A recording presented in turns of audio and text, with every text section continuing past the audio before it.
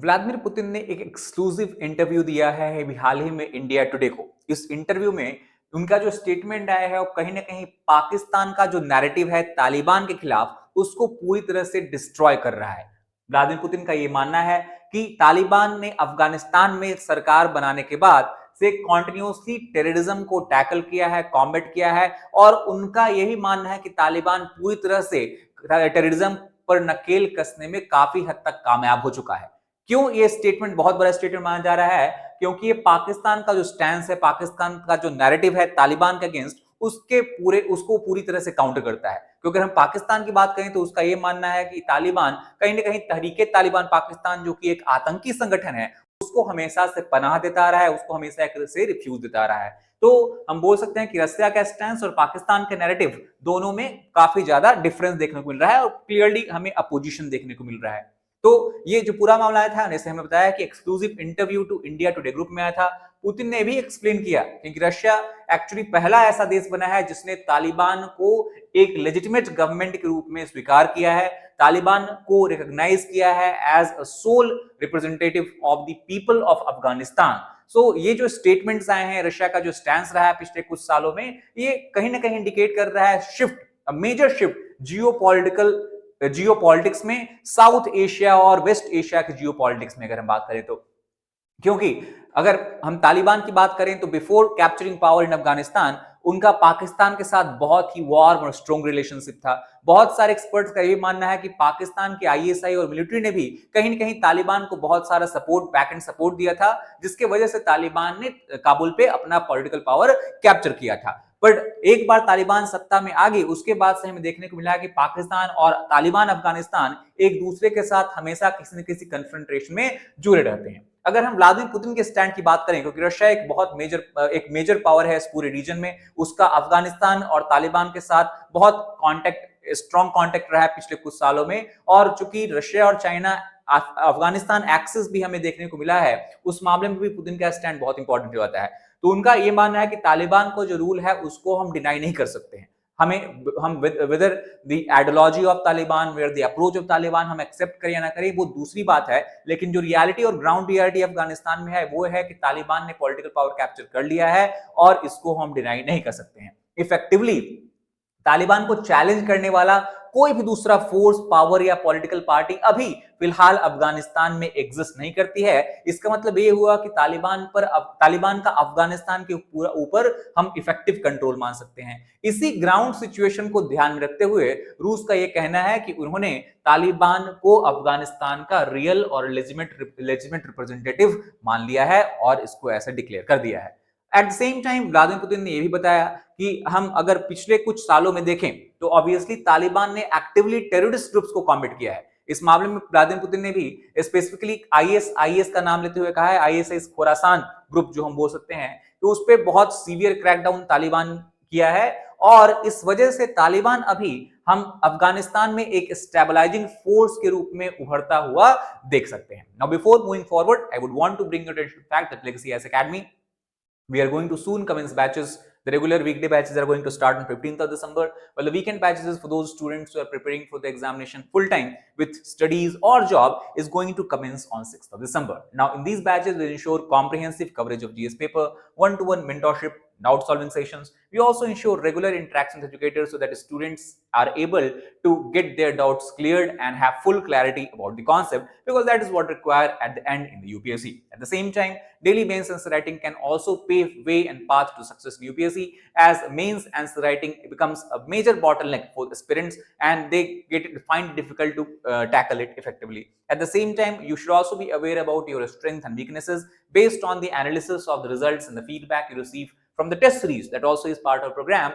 Then you can further streamline your preparation. And as we know, UPSC focus both on this static and current affairs. We also have ensured 360-degree coverage of current affairs for comprehensive preparation of this exam. Now, if you want to know more detail about these features, you can give a call to the number being displayed here. You can also click the link in the description box of our video, or you are also welcome to join our Legacy S app. At the same time, if you are liking our video, make sure to subscribe to our channel. Now coming back to this particular topic, apart from, अगर हम Vladimir Putin के पूरे press statement interview की बात करें तो उनका ये मानना है कि एक तो चीज है कि तालिबान का इफेक्टिवली कंट्रोल रहा है अफगानिस्तान के ऊपर, दूसरा तालिबान ने बहुत सारे ऐसे स्टेप्स उठाए हैं जिससे कि इफेक्टिवली टेररिज्म को कंट्रोल किया जा रहा है अफगानिस्तान में, और तीसरा सबसे बड़ा दावा प्रेसिडेंट पुतिन का यह है कि कहीं ना कहीं ओपीएम प्रोडक्शन, जिसको जो कि तालिबान अफगानिस्तान में जो कि बहुत ही फेमस रहा है पिछले कुछ दशकों से, उस पर भी तालिबान ने कंट्रोल किया है, और जो एरिया अंडर ओपीएम कल्टीवेशन है उनको बहुत हद तक रिड्यूस कर दिया गया है।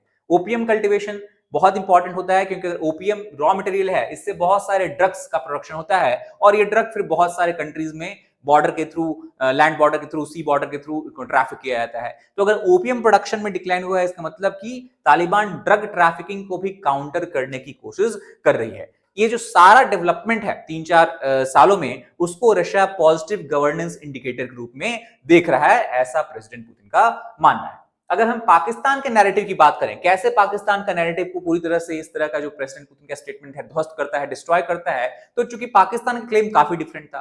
पाकिस्तान ने पिछले कई महीनों में अफगानिस्तान के टेरिटरी के ऊपर हमला किया है, एरियल स्ट्राइक्स कैरी आउट किए हैं, even many innocent Afghani civilians died including few cricketers because of such attack by Pakistan as such. तो रीजन पाकिस्तान इसको ऐसे ये जस्टिफाई इसको इस तरह से करता है क्योंकि पाकिस्तान का मानना है कि तालिबान एक टीटीपी नाम का टेररिस्ट ऑर्गेनाइजेशन है, तहरीके तालिबान पाकिस्तान, जो कि पाकिस्तान क्लेम करता है हमेशा पाकिस्तान में अटैक या टेररिस्ट अटैक बेसिकली वो करते आए हैं, तो उसको रिफ्यूज कहीं ना कहीं तालिबान के द्वारा मिल रहा है। एट द सेम टाइम इसको इंडिया के साथ पाकिस्तान भी कनेक्ट कर रहा है क्योंकि पाकिस्तान का आप ये कहना है कि Taliban is a puppet of India. तो पुतिन का रिमार्क जो है वो कहीं ना कहीं इस पूरे नैरेटिव को पूरी तरह से कॉन्ट्रडिक्ट कर रहा है, इंटायरली कॉन्ट्रडिक्ट कर रहा है। इस मामले में हम इस पूरी सिचुएशन को देख सकते हैं। अगर हम इंडिया की बात करें तो इंडिया ने भी पाकिस्तान की इस एजर्जन को, ये कहीं ना कहीं इंडिया भी इन्वॉल्व है तहरीके तालिबान पाकिस्तान या तालिबान के को स्ट्रेंथन इन्वॉल्व करने में, उसको पूरी तरह से खारिज कर दिया है। और पुतिन का स्टेटमेंट है वो कहीं ना कहीं इंडिया के स्टैंड को इनडायरेक्टली वैलिडेट कर रहा है, क्योंकि इंडिया का भी ये मानना है कि तालिबान ने टेररिज्म के ऊपर अफगानिस्तान में कंट्रोल किया है, और पाकिस्तान का जो एक्यूजिशन था इंडियन इन्वॉल्वमेंट को, उसको भी प्रेसिडेंट पुतिन का स्टेटमेंट कहीं ना कहीं अंडरकट करता है, डिनाई करता है या रिजेक्ट करता है। अगर हम रूस और तालिबान के एंगेजमेंट की बात करें तो रूस ने हाल ही में तालिबान के डेलीगेशन को मॉस्को में होस्ट किया था, और पूरे वर्ल्ड में रूस एक पहला मेजर पावर बनकर उभरा है जिसने कि तालिबान रेजिम को एक्सेप्ट किया है। अगर हम चाइना की बात करें, चाइना ने भी रिसेंटली ये बताया था कि हम डिप्लोमेटिक रिलेशनशिप तालिबान के साथ बनाएंगे, यानी एक्सचेंज ऑफ एम्बेसडर्स चाइना और अफगानिस्तान के बीच में देखने को मिला है। इंडिया की बात करें तो इंडिया ने भी रिसेंटली तालिबान के साथ स्ट्रेटेजिक अलाइनमेंट बनाना शुरू कर दिया है, और तालिबान के साथ ह्यूमैनिटेरियन ग्राउंड पे, और वो हम बोल सकते हैं कि exchange of food item aid और डेवलपमेंटल वर्क में कहीं ना कहीं हम पार्टिसिपेशन हमें देखने को मिलेगा आने वाले दिनों में, ऐसा गवर्नमेंट ऑफ इंडिया का बोलना है। Also focus is on strategic engagement not isolation. President Putin का ये कहना था कि तालिबान को आइसोलेट करने का कोई फायदा है नहीं, it is better to strategically engage with them. Pakistan Afghanistan का टेंशन भी हाल ही के कुछ दिनों में बढ़ता हुआ दिखा है, क्योंकि पाकिस्तान तालिबान का रिलेशनशिप बहुत एक्सपर्ट्स का ये मानना है कि वो ब्रेकिंग पॉइंट की तरफ पहुंच चुका है, जहां पे cross border shelling, air strikes और सारी चीजें रिपोर्ट हो रही है। एट द सेम टाइम बहुत सारे अफगानी रिफ्यूजीज जो कि पाकिस्तान में रह रहे थे, 5 लाख से भी ज्यादा वैसे अफगानी रिफ्यूजी को वापस अफगानिस्तानी टेरिटरी में डिपोर्ट कर दिया गया है पाकिस्तान के द्वारा। सो इस जो सारा डेवलपमेंट है कहीं ना कहीं इनका रीजनल इंप्लीकेशंस हमें देखने को मिलेगा। पहला वो ये हम बोल सकते हैं कि रशिया का जो तालिबान का इंडोर्समेंट है तालिबान की तरफ, वो पावर बैलेंस को शिफ्ट करता हुआ दिख रहा है, यानी कि पाकिस्तान जिसका ये मानना था कि तालिबान के पावर में आने के बाद पूरे अफगानिस्तान में पाकिस्तान का कंट्रोल बहुत बढ़ जाएगा, इंडिया कंट्रोल बहुत वीक हो जाएगा, ये बिल्कुल इसका उल्टा हमें देखने को मिल रहा है अभी कुछ दिनों में। अफगानिस्तान चूंकि रूस, चाइना इन सब ने क्रेडिबिलिटी देना स्टार्ट कर दिया है, तो लेजिटिमेसी जो है तालिबान अफगानिस्तान की आगे आने वाले कुछ सालों में हमें बढ़ता हुआ देखने को मिल सकता है। पाकिस्तान का डिप्लोमेटिक पोजीशन ऑब्वियसली इससे कमजोर होता हुआ दिख रहा है, और सबसे बड़ी बात कि इंडिया, रूस और तालिबान का एक ट्रायंगल मतलब ट्राइलेटरल रिलेशनशिप कहीं ना कहीं एक की बन सकता है पूरे एरिया में, पूरे बोल सकते हैं सेंट्रल एशिया में एक रीजनल स्टेबिलिटी प्रोड्यूस करने के लिए। That is all about this particular video. If you like the video, please hit like button, share this flash friends, subscribe channel for more such content. Thank you.